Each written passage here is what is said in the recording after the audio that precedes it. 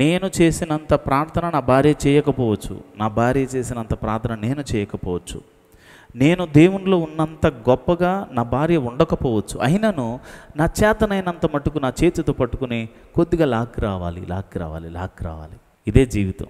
ఎందుకంటే ఇక్కడ 2వ వచనంలో ఒకని భారములు ఒకడు భరించి ఇలాగూ క్రీస్తు నియమమును పూర్తిగా నెరవేర్చుడి. ఒకరి భారములు ఒకరు భరించుకోవాలట. ఆ భరించడమే లేకపోతే అమ్మా నాన్నలకు మనం పుట్టేవాళ్ళమే కాదు, అవునా కదా? ఎందుకంటే కొన్నిసార్లు అమ్మ గట్టిగా ఉంటుంది, స్ట్రాంగ్గా ఉంటుంది, కేకలేస్తుంది, డాడీ కూల్ కూల్ కూల్ అంటూ ఉంటాడు. కొన్నిసార్లు డాడీ కేకలేస్తూ ఉంటాడు, అమ్మ ఎందుకండి అలా కేకలేస్తారు, మృదుత్వం. కొందరు ఇద్దరికిద్దరే, ఎవడో భరించుకోడు. అప్పుడు ఎవరు భరించుకోవాలి? పిల్లలు భరించుకోవాలి. ఒక్కని భారాలు ఒకడు భరించుకోవాలి. ఇది జీవితం. నేను భరించలేను అనుకుంటే రేపొద్దున నిన్ను నువ్వు కూడా భరించుకోలేవు. నీ జీవితం కూడా నీకు భారం అయిపోతుంది. అప్పుడు నేను చచ్చిపోతే బాగుండు అనిపిస్తుంది నీకు. లైఫ్ అనేది మనము ముందుకు తీసుకువెళ్ళాలంటే కొన్ని భారాలు భరించుకుంటూ, ఒకరి భారాలు ఒకరు భరించుకుంటూ ముందుకు సాగిపోవాలి.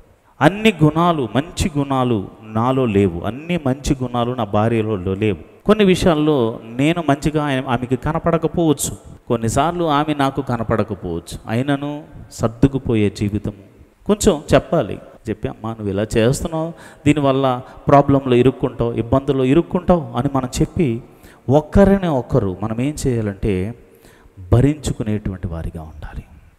భరించుకోవడానికి కూడా కొన్ని లిమిట్స్ ఉంటాయి. ఓకే, దానికి కూడా కొన్ని లిమిట్స్ ఉంటాయి. అది దాటి ఎవరికైనా ఉంటుంది. ఇప్పుడు కొన్ని మాటలు ఉంటాయి, తెగే వరకు లాక్కూడదు అన్నారు. భరిస్తున్నాడు కదా అని చెప్పి చాలామంది ఆ భరింపుని ఏం చేస్తారంటే తను అడ్వాంటేజ్గా తీసుకుని నేను ఓర్చుకుంటాడు అని చెప్పేసి. కొంతమంది భర్తలు చాలా పేషెన్సీగా ఉంటారు, చాలా చక్కగా మాట్లాడుతూ ఉంటారు. అమ్మ నువ్వు అలా చేయమ్మా, ఇలా చేయమ్మా అని అంటే అసలు ఈమె ఎప్పటికీ మారదు.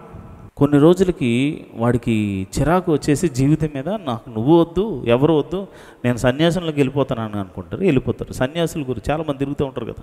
సన్యాసి అంటే మంచి ఇది అనుకుంటున్నారేమో, ఇవన్నీ నా వల్ల కాదురా బాబు, ఈ భారాలన్నీ నాకు కాదని చెప్పేసి దేవుడితో కొంచెం అడుక్కునన్నా తిని బతకొచ్చు, కానీ ఇలా బతకలేమని చెప్పి వెళ్ళిపోతూ ఉంటారు. అందుకే జ్ఞాని అయినాడు సొలొమోను గారు ఒక మాట చెప్పుకొచ్చారు. ఏం చెప్పారు? గయ్యాలితో సంసారం చేయడం కంటే మిద్ది మీద ఒక మూలన కూర్చుంటాం వాటి.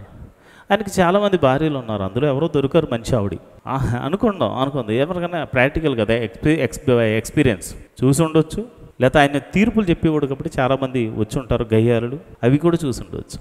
అలాగే గయ్యాలుడు కూడా ఉంటారు. కొందరు మాట్లాడితే కోపిస్తుడు అంటారు, గయ్యాలి అనరు, ఇలా కోపిస్తుడు అంటారు. మాట్లాడితే ప్రతి దానికి కోపం ఉంది. ఎందుకు? జీవితం మీద ఉండాలి బాబు కోపం. నువ్వేమైనా సాధించావా లేదా అనేది దాని మీద కోపం ఉండాలి. అనవసరమైన విషయాలకు ఎందుకు కోపం? నీ కోపము ప్రయోజనకరంగా ఉండేలాగా ఉండాలి. అనవసరమైన విషయాల్లో కష్టపడే వాళ్ళ మీద, లేదా మృదువుగా నడుచుకునే వాళ్ళ మీద, ధర్మంతో నడుచుకునే వారి మీద కోపాలు పడడం వల్ల ఉపయోగం లేదు. మీ అందరికీ ఒక మాట చెప్తున్నాను, ఇది నేను కాదు, అపోస్తలుడైన పౌలు చెప్తున్నాడు. ఒకరికొకరు ఆత్మ సంబంధమైన హెచ్చరికలతో హెచ్చరించుకోవాలి.